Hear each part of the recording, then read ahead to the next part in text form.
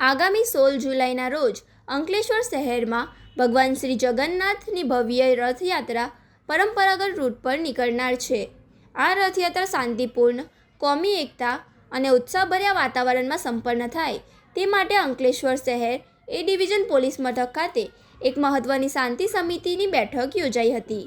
વિભાગીય પોલીસ વડા ડૉક્ટર કુશલ ઓઝાની અધ્યક્ષતામાં યોજાયેલી આ બેઠકમાં શહેર પોલીસ ઇન્સ્પેક્ટર પીજી ચાવડા સહિત અન્ય ઉચ્ચ પોલીસ અધિકારીઓ અને બંને સમાજના આગેવાનો મોટી સંખ્યામાં ઉપસ્થિત રહ્યા હતા.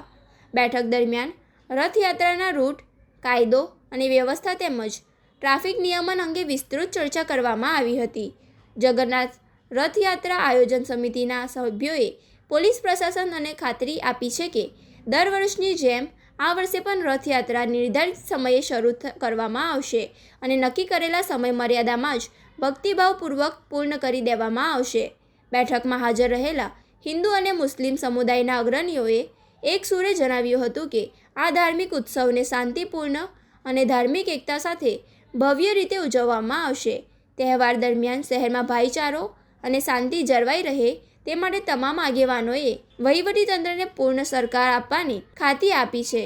આ અંગે વધુમાં ડીવાયએસપી ડૉક્ટર કુશલ ઓઝાએ જણાવ્યું હતું કે રથયાત્રા એ માત્ર ધાર્મિક ઉત્સવ નથી પરંતુ સામાજિક સમરસતાનું પ્રતીક છે.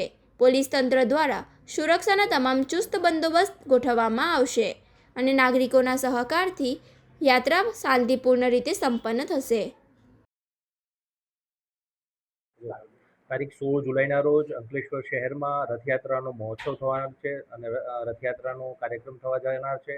તેના અનુસંધાને આજે અંકલેશ્વર એ ડિવિઝન પોલીસ સ્ટેશન ખાતે શાંતિ સમિતિની મિટિંગનું આયોજન કરવામાં આવ્યું હતું, જેમાં બહોળી સંખ્યામાં તમામ સમાજના લોકો, હિન્દુ મુસ્લિમ તમામ સમાજના આગેવાનો તથા લોકો ઉપસ્થિત રહ્યા હતા. જેમાં રથયાત્રાનો તહેવાર છે એ કોમી એકલાસ સાથે તથા ખૂબ સારી રીતે આપણે ઉજવણી કરી શકીએ તે બાબતે ચર્ચા વિચારણા કરવામાં આવી. જરૂરી સૂચનો પણ લેવામાં આવ્યા તથા તેની માટે જરૂરી જે પણ કાર્યવાહી કરવાની હતી તેના માટે પોલીસ સ્ટેશન તથા એના માણસોને સૂચના કરવામાં આવી છે.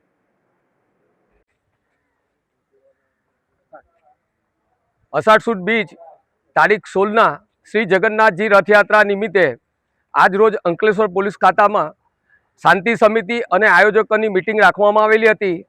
જે મિટિંગમાં મુસ્લિમ ભાઈઓ અને અન્ય સમાજના લોકો પણ હાજર હતા.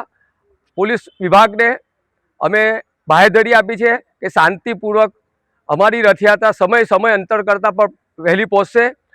કાયદાકીય જે પણ કાર્યવાહી છે એ કાયદા મુજબ કાર્ય કરીશું અને શાંતિપૂર્વક રથયાત્રા પૂર્ણ કરીશું.